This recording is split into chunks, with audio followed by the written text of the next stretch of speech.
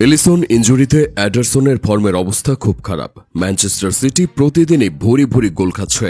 ব্রাজিলের এই দুই ভরসার গোলকিপারের বিকল্প হিসেবে এক নতুন মানিক খুঁজে পেয়েছে তারা, যার উচ্চতা প্রায় 6.5 ফুট। দৈত্যাকার এই গোলকিপারকে নিয়ে এখন শুরু হয়েছে বেশ আলোচনা। ইতিমধ্যেই অনেকে বলেছেন ইউরোপে বর্তমানে ব্রাজিলের সেরা গোলকিপার সে। তার নাম লুকাস প্যারি। প্রতি ম্যাচেই অসাধারণ পারফরমেন্স করে যাচ্ছে লুকাস প্যারি। গতকালের ম্যাচেও দারুণ 5টি সেভ দিয়েছে, যা আবার বক্সের ভেতর থেকেই 3টি সেভ। শেষ 4 ম্যাচে 19টি সেভ দিয়েছে, বিপরীতে গোল হজম করেছে 3টা, যার মধ্যে একটা পেনাল্টিতে।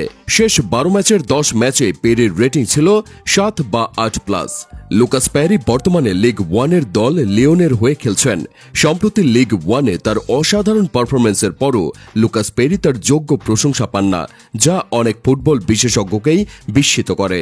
ব্রাজিল কোচ ডোরিভাল এখনও সেই এডারসন এবং এলিসন নিয়ে পড়ে আছেন। মাঝখানে বেন্তোর কথা শোনা যাচ্ছিল, এবার শোনা যাচ্ছে পেরির কথা। পেরির ফুটবল যাত্রা এবং জীবনের কাহিনী একদিকে যেমন অনুপ্রেরণামূলক, অন্যদিকে তেমনই একটি গল্প, যা প্রতিভাবান খেলোয়াড়দের সামনে থাকা নানা চ্যালেঞ্জেরও উদাহরণ।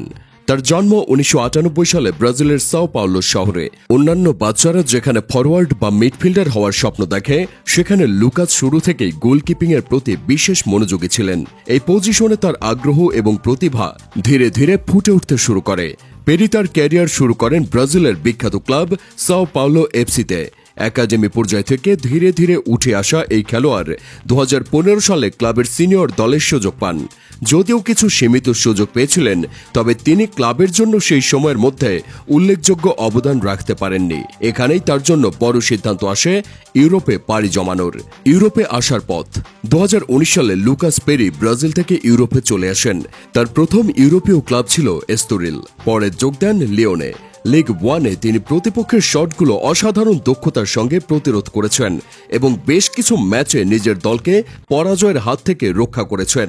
তার বিস্ময়কর রিফ্লেক্স, দুর্দান্ত সেভ এবং খেলার দৃঢ় নেতৃত্ব তাকে একজন প্রিমিয়ার লেভেলের গোলকিপারে পরিণত করেছে।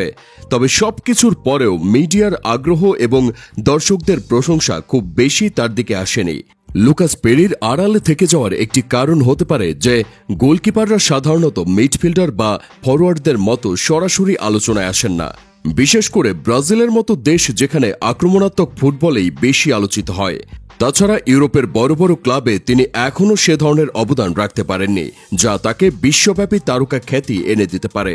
কিন্তু সাম্প্রতিক কিছু পারফরমেন্স তাকে আবার আলোচনায় উঠিয়ে এনেছে। সামনের দিনগুলোতে আরও ভালো ক্লাবে যাওয়ার সুযোগ এবং ব্রাজিলের জাতীয় দলে স্থান পাওয়ার সম্ভাবনা প্রবল।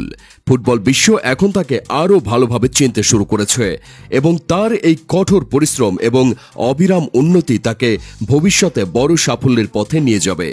এখন দেখার বিষয় ব্রাজিল কোচ ডোরিভাল তাকে জাতীয় দলের নেক্সট কল আপে ডাকেন কিনা। যদি তাকে ডাকা হয়, তাহলে এলিসন এবং এডারসনের জায়গায় ব্রাজিলের ভরসা হয়ে ওঠার যথেষ্ট যোগ্যতা আছে তার। কি মনে করেন, লুকাস প্যারি কি পারবেন ব্রাজিলের নেক্সট এলিসন এডারসন হয়ে উঠতে?